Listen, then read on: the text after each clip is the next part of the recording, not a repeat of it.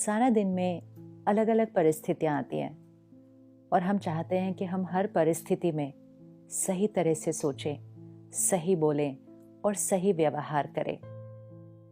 सोचते भी हैं, डिसाइड भी करते हैं, करना भी चाहते हैं, लेकिन फिर कहते हैं क्या करें, बात आई तो फिर वही हो गया, फिर मूड खराब हो गया, फिर गुस्सा आ गया, फिर डर लगने लगा, फिर चिंता होने लगी।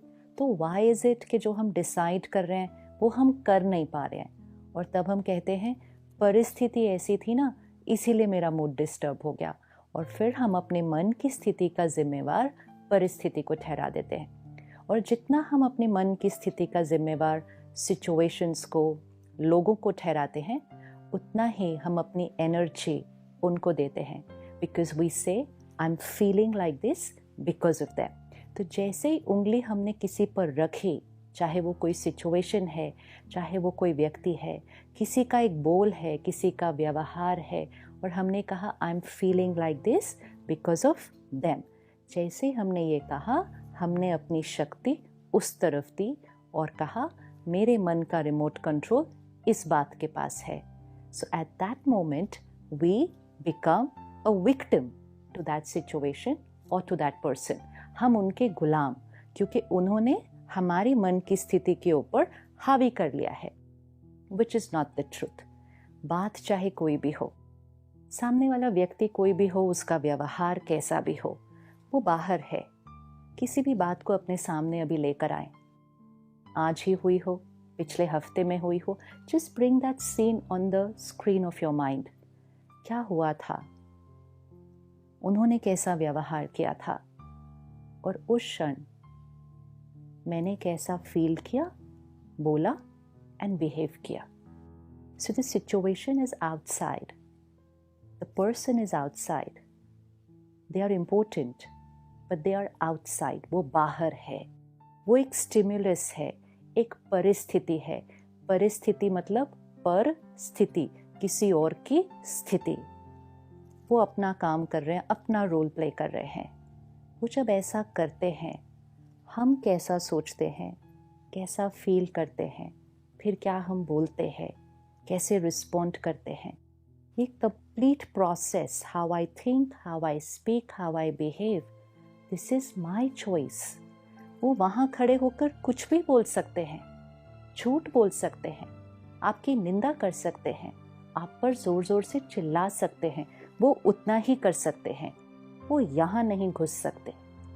People can cheat us, betray us, lie to us, criticize us, but they can do everything outside. But they cannot enter here.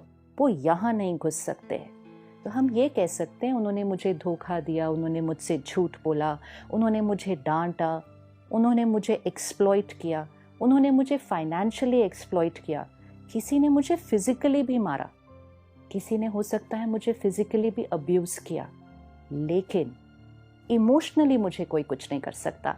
यहाँ नहीं घुस सकता कोई। The emotional abuse, which means the negative thoughts we create, whether it's anxiety, fear, pain, जो भी यहाँ अंदर होता है, दिस इज आवर क्रिएशन। ये मेरी रचना है and I need to take responsibility.